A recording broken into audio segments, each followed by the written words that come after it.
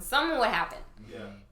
And so from a very young age, I quickly learned to just like keep it all in. Bottle it all up. Been there.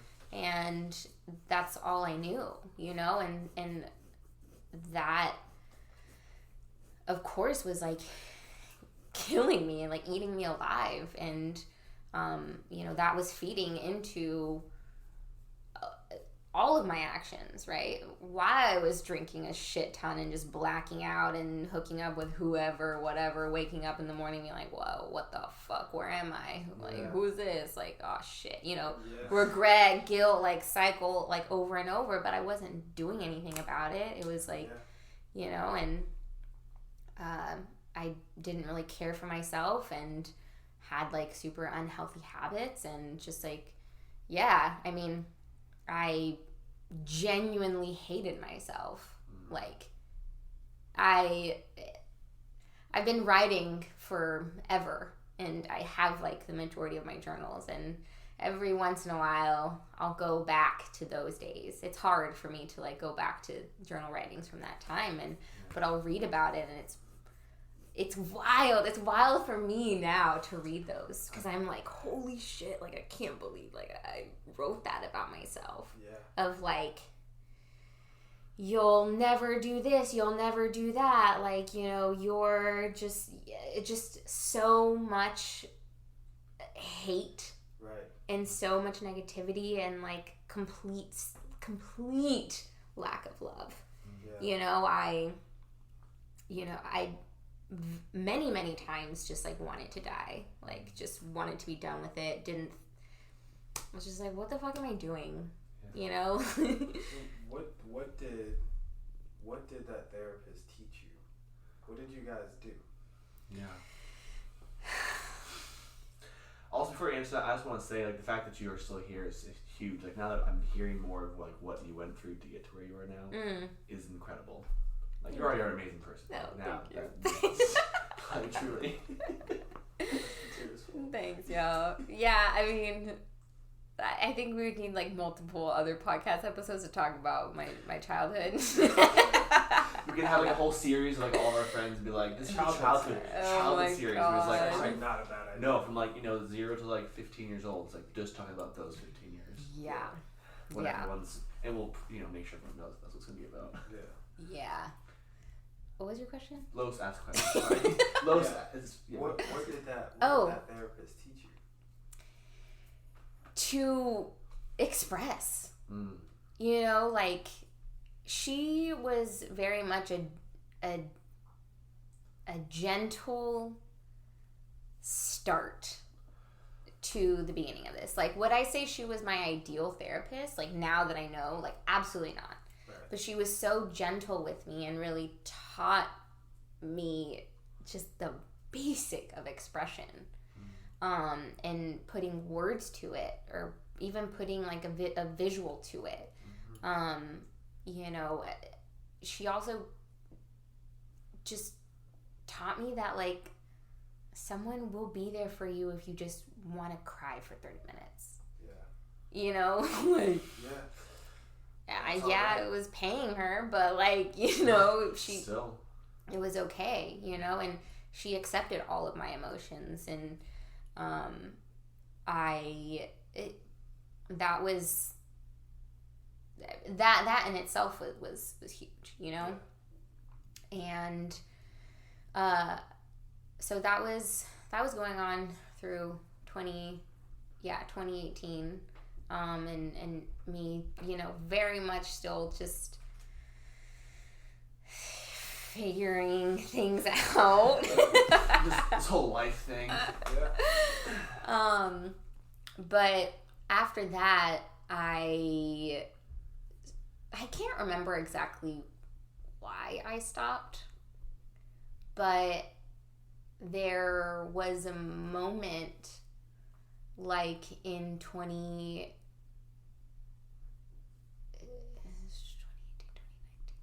2019. It was like I'll never forget this, because it was like I still can't put anything to it. Even if I try really hard, I can't. Like, I can't even make anything up. But it literally felt like one day to the next I woke up and like a light bulb just went off in my head. And this was like early 2019, probably around like January, February timeframe. Yeah. Where all of a sudden I was just like, hello, the lights are on. Like, what? You know, like we're back, guys. Apparently, or not even back, but just like we're here. We're here.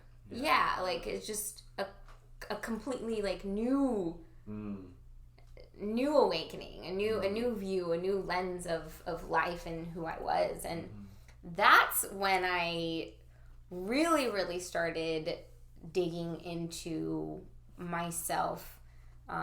And who I was as a spiritual being. Yeah. That's like when I started going deep into spirituality, figuring out what that was for myself.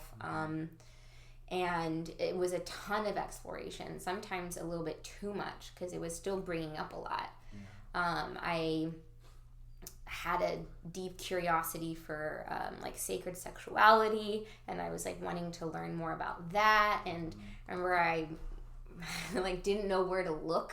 I was just like trying to like find things, and I think I found what's that one site where like it's not Eventbrite, but like where you can find groups. Meetup. Yeah. I think it was through Meetup that I found this women's group, and I just showed up. It was at someone's house. And let's try it. See what happens. Random person's house. Like, random. I'm here to talk sacred sexuality. Yeah, like okay. Is this the right place? Sweet, let's go. Like it's kinda. I love it. Wednesday night. All right. Well, what else am I doing? So I went, and like it was fantastic. Like it was unlike anything that I had ever experienced before. Like I'd never been to anything like that before. You know, it was really, I remember feeling really uncomfortable because it was just a bunch of people I had never met. Yeah. And talking about something that's very intimate. And a bunch of women, which is also like something that female relationships was also something that I very much like had a learning lesson throughout my life. Yeah. And so that was really interesting. I was really intimidated. Like it was just a lot of different things. And but I'll never forget, I met my homegirl Jasmine there. And I remember I like freaked out because my name means Jasmine, and she was like sitting next to me, and like we've been friends ever since. And that was kind of like the start of me really diving into who I am. And I remember then like soon after that I ended up doing like a retreat with them, and then that's another story. That's another story. We got a lot of bookmarks. I was saying we have a lot of coming back to in the future. Yeah, there's a lot of stories. But it was like through this group, this community, that I really allowed myself to explore, and it was a new form of therapy. And you know, I remember this one weekend retreat that I went to where it was like healing the masculine and the feminine or some shit like that. Some of the toxic. I don't remember exactly what it was. All the buzzwords about masculine and feminine. It had all the buzzwords. All the buzzwords. And then some. But it was really great. It was like my first like co-ed one. Like all of these other gatherings that I had done where it was just, you know, people identifying as women. And so it was like my first co-ed one, which that in itself was like, whoa, right? And that, I mean, that was fantastic. That definitely brought up so much. And it was a beautiful container. And the women were really allowed to express, and like the men just held it. Held it. Like, I hate the word hold space. But they held space that day? But they did. I hated it, but like they were good at it, so I can't be that bad. They did it. Was that in Austin? Yeah, in Austin. Okay. Yeah, and this is all happening in Austin. What was so... Well, that's one I just want to point out something. It's very interesting that you just had the feeling to come to Austin, right? And things were here for you that you didn't know were here for you. Absolutely. Just sort of following that intuition. Mm-hmm. The things that you started to do to find your spirituality, I guess, or your own path to it. What was it that was so profound about those things? Was it the fact that you could just express yourself freely? Was it being seen? Was it the community? Like, what was it that was really landing?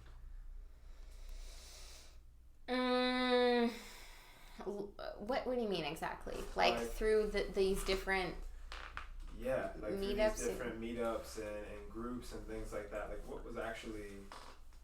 Why'd you keep going back? Why'd you keep going? I mean, I was learning a shit ton about myself.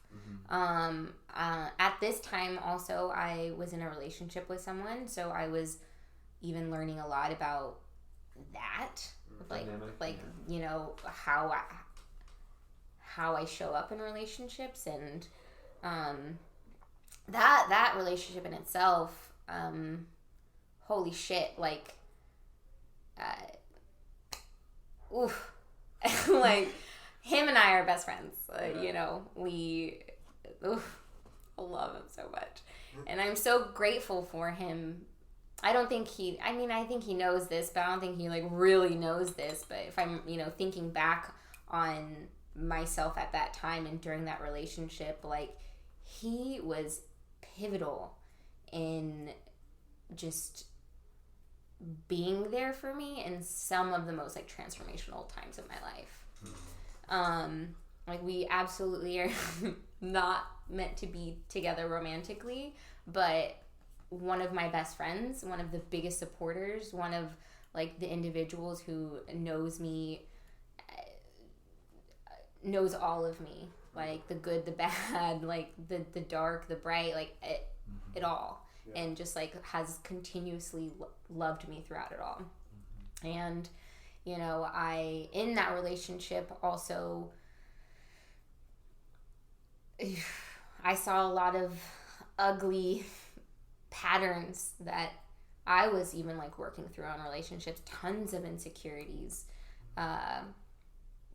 Anyway, back to your original question.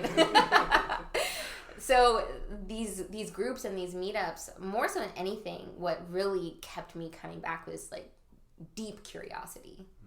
I felt like every single time I was learning something new, and I was learning about myself. I was, for the first time, even knowing what it's like to really be a woman. Yeah. And owning that and being comfortable or witnessing other women being comfortable in their bodies. Yeah. And there was a lot of nudity that happened in a lot of these things. I would very much assume so. And, it was that in itself was really shocking, and that pushed me in ways that I don't think I ever would, of being butt-ass naked and with a group of women who I've never met before. Yeah. And tears are rolling down my face because I'm absolutely terrified of being seen. Yeah. And all of my insecurities are just out there. Yeah. You can't hide behind clothes. Can't hide it. You can't hide behind anything, and it was just really amazing because these women just, we were all on the same wavelength, and it was really welcoming. It was a completely new perspective on things. It was, doors were opening for me to explore depths that I didn't even know that I had. Right. And, it was definitely a really unique community that I found. And I learned a lot through a lot of experiences and a lot of these people that I met, and yeah, it just it opened up a lot for me to like really figure out like what is spirituality for me, what does that look like,